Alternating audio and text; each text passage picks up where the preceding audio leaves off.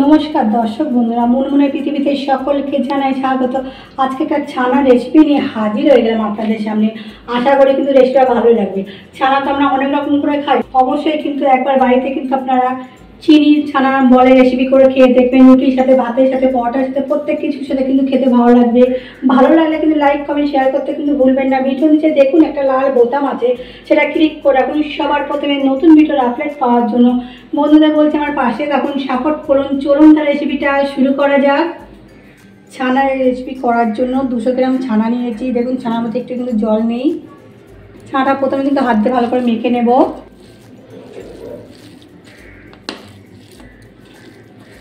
আমি 200 গ্রাম ছানা নিয়েছি, আপনারা কিন্তু 150 গ্রাম ছানা দিয়েও কিন্তু এই রেসিপিটা করতে পারেন।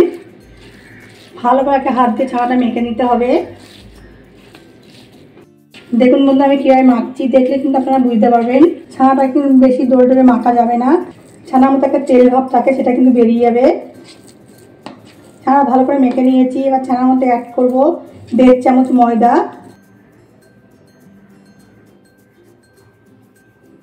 এবার ছানা দিয়ে ময়দা দিয়ে ভালো করে মেখে নিতে হবে। দেখুন বন্ধুরা ছানাটা কিন্তু ভালো করে মেখে নিয়েছি। ছানার মধ্যে একটু তেল তেল ভাব এসে গেছে কিন্তু। আর ছানাতে একটু অংশ নেব, নিয়ে গোল গোল বড়ের মতো তৈরি করে নেব। আপনারা কিন্তু মিডিয়ামও করতে পারেন, ছোটও করতে পারেন, বড়ও করতে পারেন। কিন্তু বলগুলো আমি মিডিয়াম করছি।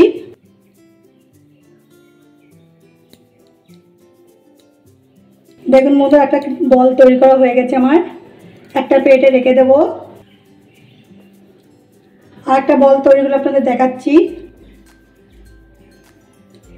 এই রেসিপিটা কিন্তু খুব সহজে কিন্তু বাড়িতে আপনারা তৈরি করে নিতে পারেন। প্রথম থেকে শেষ অবধি ভিডিওটা আপনারা দেখুন, তাহলে আপনারা বুঝতে পারেন আমি কীভাবে কাজটা করছি। আর একটা বল তৈরি করা হয়ে গেছে, বাকিগুলো ঠিক এইভাবে তৈরি করে নেব। দেখুন বন্ধুরা ছানার থেকে সব বলগুলো তৈরি করা হয়ে গেছে। 200 ছানায় কিন্তু 20টা বল তৈরি হয়েছে। এবার এই বলগুলো তেলে ভাজা করে নেব। ছানার বল তৈরি করার সময় কিন্তু আমি আগেতে একটা গ্যাসে একটা কড়া বসিয়ে সাদা তেল গরম করতে দিয়েছিলাম। তেলটা কিন্তু গরম হয়ে গেছে। এবার ছানার বলগুলো ভাজা করে নিতে হবে।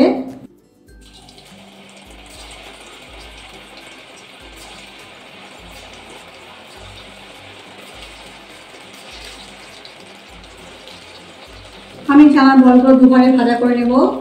বলগুলো তেলের মধ্যে দেওয়ার সাথে কিন্তু নাড়াচাড়া করবেন না। যেমন এবার কিন্তু নাড়াচাড়া করে দেবো, উল্টিয়ে দিচ্ছি। যেইগুলো আগে ভাজা হয়ে গেছে সেইগুলো উল্টিয়ে দেবো। দেখুন বন্ধুরা ছানার বলগুলো কিন্তু ভাজা হয়ে গেছে। এবার তুলে নেব। ঠিক এরকম একটা সুন্দর কালার এসে গেলে কিন্তু তখনই কিন্তু তুলে নিতে হবে।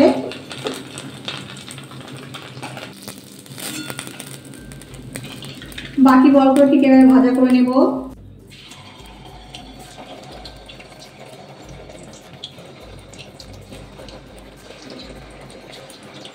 ছানার এই বলগুলো ভাজা হয়ে গেছে, তুলে নেব।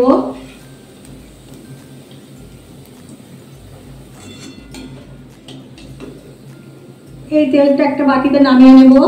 সব তেলটা নামিয়ে কিন্তু 2 চামচ মতো তেলটা কিন্তু কড়াতে রেখে দিয়েছি। এবার গ্রেভি তৈরি করার জন্য দুটো পেঁয়াজের কোয়া ছাড়িয়ে নিয়েছি। একটা ক্যাপসিকাম চৌকো হিসেবে কেটে নিয়েছি। একটা টমেটো চৌকো হিসেবে কেটে নিয়েছি, টমেটোর দানাগুলো ফেলে দিয়েছি। 3-4টে কাঁচা লঙ্কা মাঝখান থেকে চিড়ে নিয়েছি। তেলের মধ্যে প্রথমে পেঁয়াজের কোয়াগুলো দিয়ে দেব।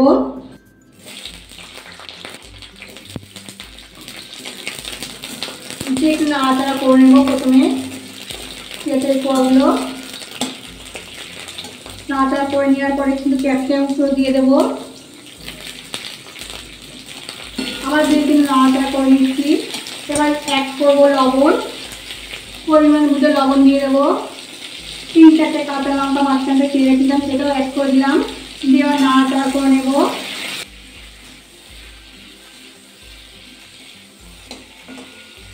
হালকা ভাজা করে নিতে হবে। প্রথমে পেঁয়াজ দিয়ে, লঙ্কা দিয়ে, ক্যাপসিকাম দিয়ে, পেঁয়াজ ক্যাপসিকাম কাঁচা লঙ্কা ভাজা করতে করতে একটা বাটিতে 2 চামচ টমেটো সস দিয়ে দেব। সস 2 চামচ দিয়ে দেব। চিলি সস 1 চামচ দিয়ে দেব। অল্প জল দেবো, দিয়ে ভালো করে গুলে নিতে হবে।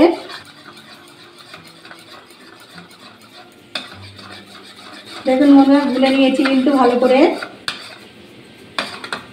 দেখুন বন্ধুরা ক্যাপসিকাম, পেঁয়াজ, লঙ্কা হালকা কিন্তু ভাজা হয়ে গেছে, আর একটু ভাজা করে নেব।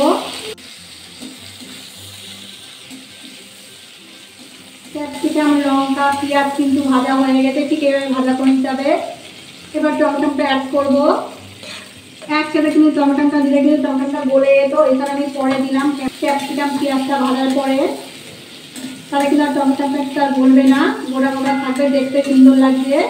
টমেটো দিয়ে ভালো করে নাড়াচাড়া করে নিলাম, হালকা একটু ভাজা করে নেবো। আবার টমেটোটা দিয়ে কিন্তু বেশি কিন্তু ভাজা করে নিই, 2-1 মিনিট কিন্তু ভাজা করে নিয়েছি, নাহলে কিন্তু টমেটোটা গলে যাবে, আমার গোটা গোটা থাকবে না। এর মধ্যে আবার অ্যাড করবো গুঁড়ো রাখার পেস্টটা দিয়ে দেবো, দিয়ে আবার একটু নাড়াচাড়া করে নেব। গ্যাসের জলটা কিন্তু একদম মিডিয়াম করে দিয়েছি, হাইতে কিন্তু করে দেওয়া যাবে না। আবার কিন্তু 2-1 মিনিট নাড়াচাড়া করে নিলাম। এবার জল অ্যাড করব, জলটা কিন্তু আপনারা বুঝে দেবেন। আমি 1 বাটি জল অ্যাড করলাম, ফুটে যাওয়া অবধি অপেক্ষা করব। গ্রেভিটা ফুটতে ফুটতে একটা বাটির মধ্যে 1 চামচ কর্নফ্লাওয়ার দিয়ে দেবো, দিয়ে ভালো করে গুলে নেব। অল্প জল অ্যাড করব, ভালো করে গুলে নিতে হবে।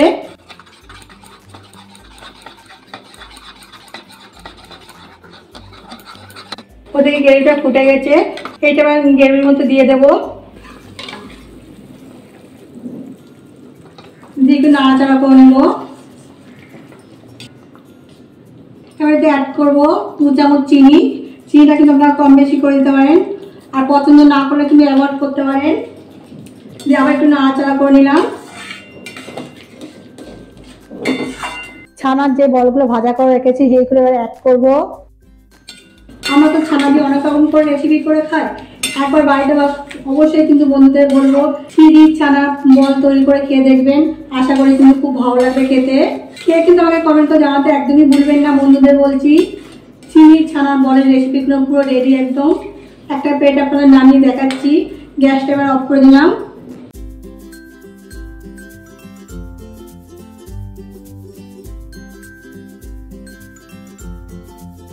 চিনি ছানা বলের রেসিপিগুলো কিন্তু আমার রেডি হয়ে গেছে, একটা প্লেটে নামিয়ে দিয়েছি।